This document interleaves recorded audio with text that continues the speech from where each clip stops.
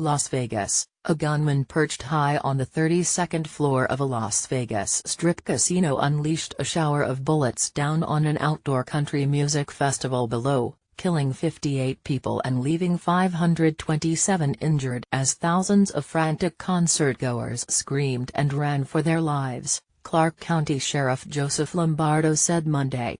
It was the deadliest mass shooting in modern U.S. history. President Trump called the attack an act of pure evil and said the FBI and Department of Homeland Security are working with local authorities in the investigation.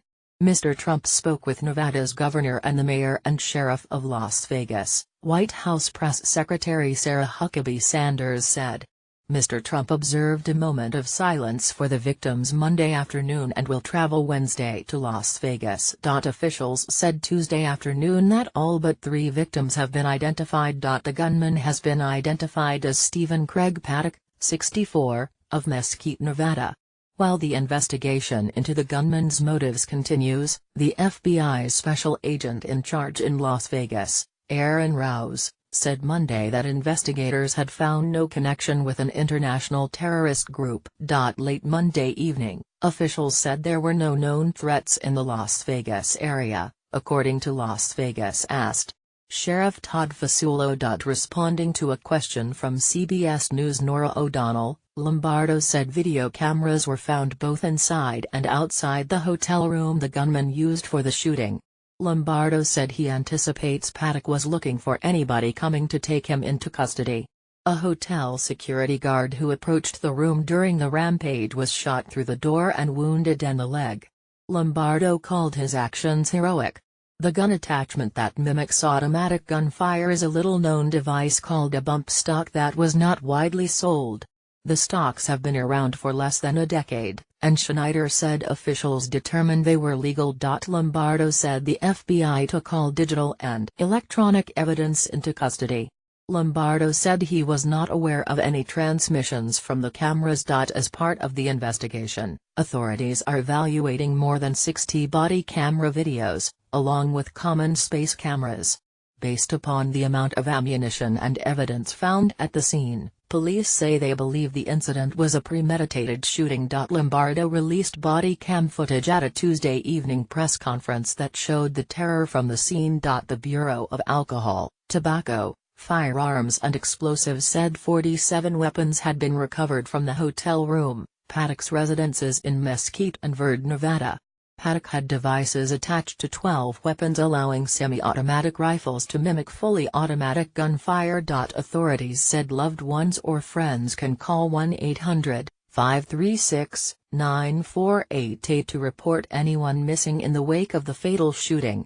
Anyone in the Las Vegas area who would like to report information related to the shooting should contact authorities by dialing 311. During a press conference on Tuesday afternoon, authorities announced a GoFundMe account that has been set up to assist the victims of the shooting has surpassed $3.7 million. Country music star Jason Aldean was performing Sunday night at the end of the 3-day Route 91 Harvest Festival when the gunman opened fire across the street from inside the Mandalay Bay Resort and Casino.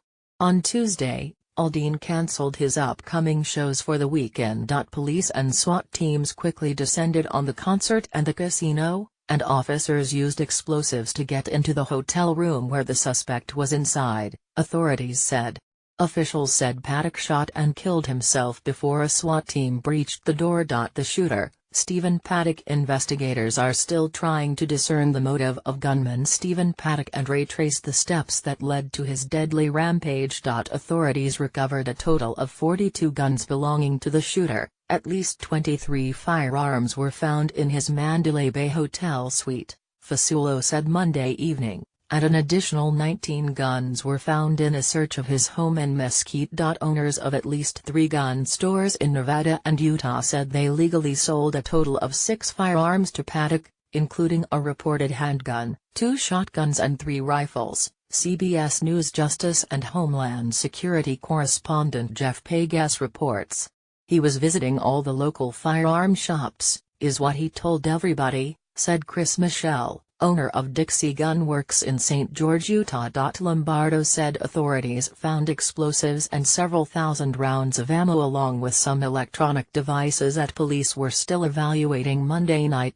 Earlier, officials said they discovered ammonium nitrate, an explosives component, in his vehicle. Lombardo said investigators believe some of Paddock's rifles were modified to fully automatic, but the Bureau of Alcohol, Tobacco, Firearms and Explosives hadn't evaluated them yet. Two officials familiar with the investigation told the